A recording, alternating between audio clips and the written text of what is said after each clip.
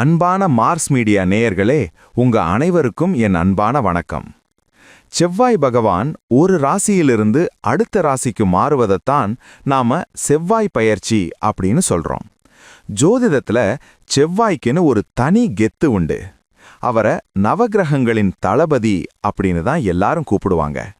ஏன்னா அவர்கிட்ட இருக்கிற அந்த வேகமும் துடிப்பும் வேற எந்த கிரகத்துக்கிட்டையும் பார்க்க முடியாது.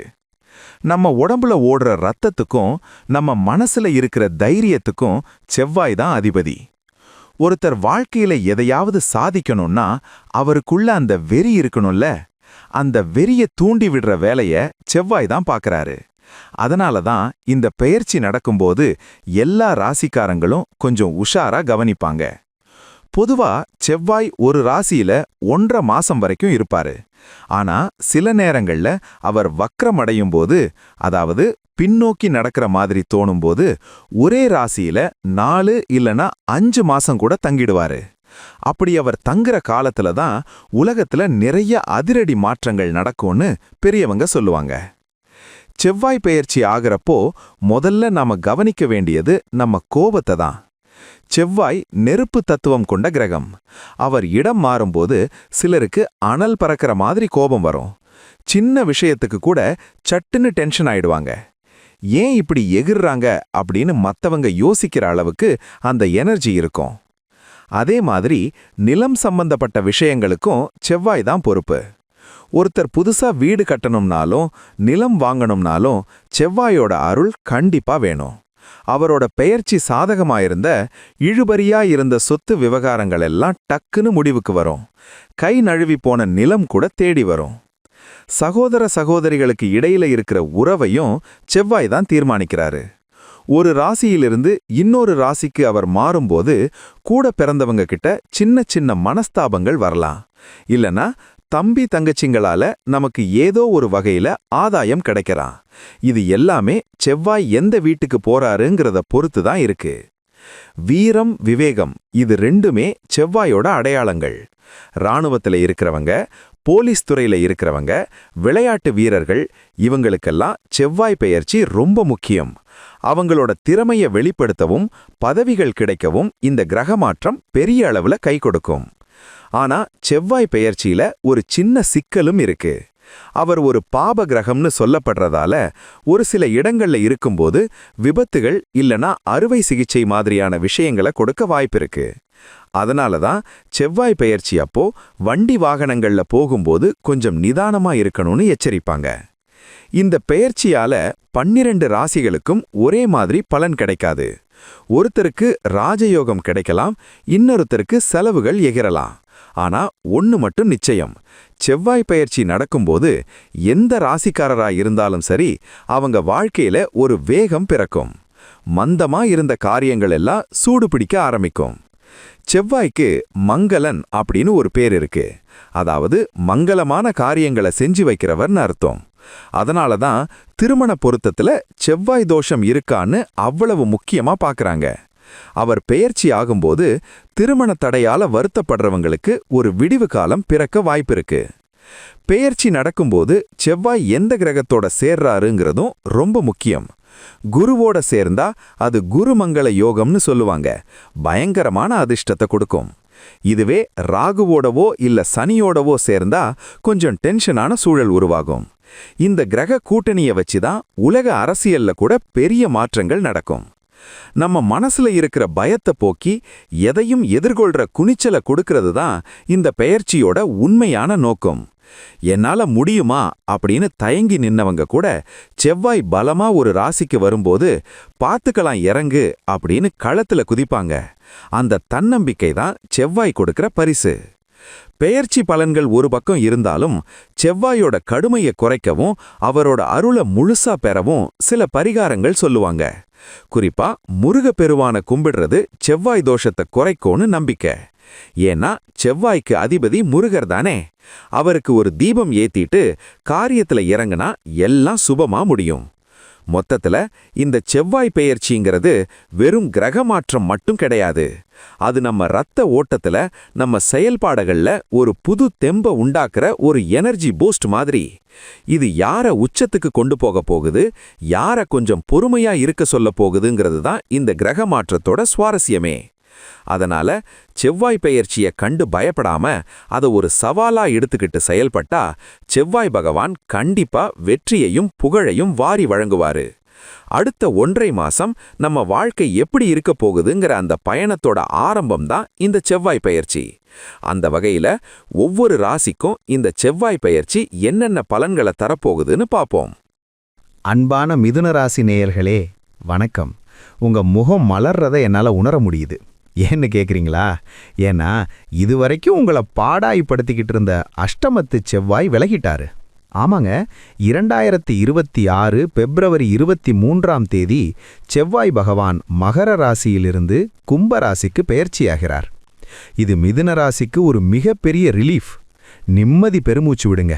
இதுவரைக்கும் 8ஆம் இடத்துல செவ்வாய் இருந்தது ஒரு எரிமலை மேல உட்கார்ந்த மாதிரி இருந்திருக்கும்.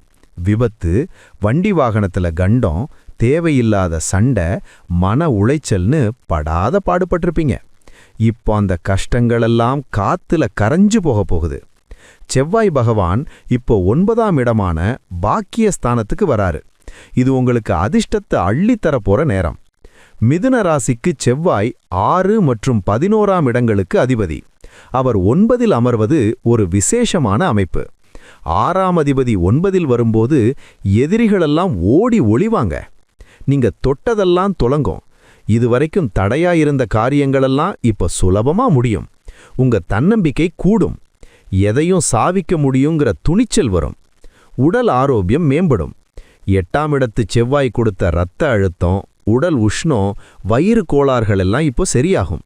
புது தெம்பு பிறக்கும். மனசுல இருந்த பயம் விலகும். ராத்திரி தூக்கமில்லாம தவிச்சவங்களுக்கு இப்போ நிம்மதியான தூக்கம் வரும். முகத்துல ஒரு தெளிவு பிறக்கும். தந்தை வழி உறவுகள்ல கொஞ்சம் கவனம் தேவை. ஏன்னா 9ங்கிறது பிதிர்ஸ்தானம். அங்க 6க்கு உடையவர் வர்றதால அப்பா உடல்நிலையில சின்ன சின்ன பாதிப்புகள் வரலாம். அப்பா கூட கருத்து வேறுபாடுகள் வராம பாத்துக்கோங்க. அவர் சொல்றத கொஞ்சம் காது கொடுத்து கேளுங்க. வயசானவங்கள மதிச்சு நடக்கிறது நல்லது. தொழில் மற்றும் உத்தியோகம் பத்தி பேசுவோம். வேலையில்லாம கஷ்டப்பட்டவங்களுக்கு இப்போ நல்ல வேலை கிடைக்கும். அதுவும் வெளியூர்ல அல்லது வெளிநாட்டுல வேலை கிடைக்க வாய்ப்பு அதிகம். ஏற்கனவே வேலையில இருக்கிறவங்களுக்கு இடமாற்றம் கிடைக்கும். விருப்பப்பட்ட இடத்துக்கு டிரான்ஸ்ஃபர் வாங்குவீங்க. சம்பள உயர்வும் மனசுக்கு திருப்தியா இருக்கும். தொழில் பண்றவங்களுக்கு இது லாபமான காலம். 11க்கு உடையவர் 9இல் இருப்பது தனயோகத்தை தரும். தொழிலை விரிவுபடுத்துறதுக்கான வாய்ப்புகள் தேடி வரும். பணப்புழக்கம் அதிகரிக்கும். பழைய கடன்களை அடைப்பீங்க. கடன் தொல்லையில இருந்து மீண்டு வருவீங்க. வராதுன்னு நினைச்ச பணம் கைக்கு வரும். வெளிநாடு போகணும்னு முயற்சி பண்றவங்களுக்கு இது பொன்னான வாய்ப்பு. விசா கிடைக்கும். பாஸ்போர்ட் சம்பந்தப்பட்ட பிரச்சனைகள் தீரும்.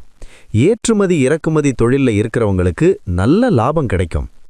செவ்வாய் 9ஆம் இடத்துல இருந்து 12, 3, 4 ஆகிய இடங்களை பார்க்கிறார். 12 பார்க்கும்போது சுப விரயங்கள் நடக்கும். வீடு நிலம் வாங்குறதுல முதலீடு செய்வீங்க. 3 பார்க்கும்போது இளைய சகோதரர்கள் மூலமா நன்மை நடக்கும். தைரியம் கூடும். புது முயற்சிகள்ல வெற்றி கிடைக்கும். குறுகிய தூர பயணங்கள் மேற்கொள்வீங்க. 4 பார்க்கும்போது வண்டி வாகனம் வாங்குற யோகம் உண்டு. பழைய வீட்டை புதுப்பிப்பீங்க. தாயார் உடல்நிலையில நல்ல முன்னேற்றம் தெரியும். திருமணம் ஆகாதவர்களுக்கு வரன் அமையும். ஆனா கொஞ்சம் தாமதமாகும். அவசரப்பட்டு முடிவெடுக்காதீங்க. பொருத்தம் பார்த்து செய்யறது நல்லது. கணவன் மனைவிக்குள்ள இருந்த பிரச்சனைகள் தீரும். ஒருத்தர் புரிஞ்சுக்கிட்டு வாழ்வீங்க. விட்டு கொடுத்து போறது குடும்பத்துல அமைதியை தரும். குழந்தைகள் விஷயத்துல மகிழ்ச்சி உண்டாகும். அவங்க படிப்புல நல்ல முன்னேற்றம் தெரியும். விளையாட்டுத் துறையில இருக்கிற குழந்தைகளுக்கு பரிசுகள் கிடைக்கும். மாணவர்களுக்கு இது ஒரு முக்கியமான காலகட்டம். உயர்கல்வி படிக்கிறவங்களுக்கு நல்ல வாய்ப்புகள் வரும். ஆராய்ச்சி படிப்பு படிக்கிறவங்களுக்கு ஸ்காலர்ஷிப் கிடைக்கும். பெண்களுக்கு இது ஒரு நல்ல மாற்றம். நகை வாங்குற யோகம் உண்டு. வேலைக்கு போற பெண்களுக்கு பதவி உயர்வு கிடைக்கும். சுய தொழில் செய்யற பெண்களுக்கு லாபம் கூடும். ஆன்மீகத்துல ஈடுபாடு அதிகமாகும். கோவில் குளங்களுக்கு போயிட்டு வருவீங்க. தீர்த்த யாத்திரை மேற்கொள்வீங்க. இது மனசுக்கு அமைதியை தரும். அரசியல்ல இருக்கிறவங்களுக்கு செல்வாக்கு உயரும், மக்கள் ஆதரவு பெருகும். ஆனா மேலிடத்துல பேசும்போது கொஞ்சம் கவனமா இருங்க. வழக்குகள் ஏதாவது இருந்தா அது உங்களுக்கு சாதகமா முடியும். எதிரிகள் சரணடைவாங்க, உங்க கை ஓங்கும். ஆனா சில விஷயங்கள்ல கவனமாவும் இருக்கணும். செவ்வாய் வேகமான கிரகம், அதனால அவசரப்பட்டு வாக்கு கொடுக்காதீங்க. சொன்ன சொல்ல காப்பாத்த முடியாம போகலாம். நீண்ட தூர பயணங்கள் போகும்போது கொஞ்சம் எச்சரிக்கையா இருங்க. உடைமைகள் பத்திரமா பார்த்துக்கோங்க. டிராவல் இன்சூரன்ஸ் போட்டுக்கிறது நல்லது. நண்பர்கள் வட்டத்துல சின்ன சின்ன சலசலப்பு வரலாம். ஈகோ பார்க்காம பேசினா பிரச்சனை பெருசா ஆகாது. ரியல் எஸ்டேட் தொழில்ல இருக்கிறவங்களுக்கு திடீர் லாபம் கிடைக்கும். ஆனா ஆவணங்களை சரியா சரிபார்த்து வாங்குறது முக்கியம். ஷேர் மார்க்கெட்ல முதலீடு செய்யறவங்க நிதானமா செயல்படணும். திடீர் ஏற்ற இறக்கங்கள் இருக்கலாம். அனுபவசாலி ஆலோசனை தேவை. இப்போ நட்சத்திர வாரியா பலன்களை பார்ப்போம். மிருகசீரிஷம் 3-4 பாதங்களில் பிறந்தவர்களுக்கு செவ்வாய் சொந்த நட்சத்திரம், அதனால ரொம்ப சிறப்பா இருக்கும். தைரியம் கூடும். திருவாதிரை நட்சத்திரக்காரர்களுக்கு திடீர் பயணங்கள் உண்டாகும். அலைச்சல் இருந்தாலும் ஆதாயம் கிடைக்கும். ஆன்மீக நாட்டம் அதிகரிக்கும். புனர்பூசம் 1-2-3 பாதங்களில் பிறந்தவர்களுக்கு குருவின் பார்வை இருக்கு. ஞானம் பிறக்கும். பெரியவங்களோட ஆசி கிடைக்கும். மொத்தத்துல இந்த செவ்வாய் பெயர்ச்சி மிதுன ராசிக்கு ஒரு விடியல் காலம். இருட்டு விலகி வெளிச்சம் வர்ற நேரம். கஷ்டங்கள் நீங்கி சந்தோஷம் பெருகும். இப்போ பரிகாரங்களை பார்ப்போம். மிதுன ராசிக்கு அதிபதி புதன். செவ்வாய் 6-11க்கு உடையவர். அவர் 9இல் இருப்பதால முருகன் வழிபாடு ரொம்ப முக்கியம். பழனி முருகனை மனசுல நினைச்சுக்கோங்க. செவ்வாய்க்கிழமை தோறும் கந்த சஷ்டி கவசம் படியுங்க. இது உங்களுக்கு பெரிய பாதுகாப்பு தரும். முடிஞ்சா திருச்செந்தூர் போயிட்டு வாங்க. அங்க கடல்ல குளிச்சிட்டு முருகனை தரிசனம் செஞ்சா தீராத வினைகள் எல்லாம் தீரும்.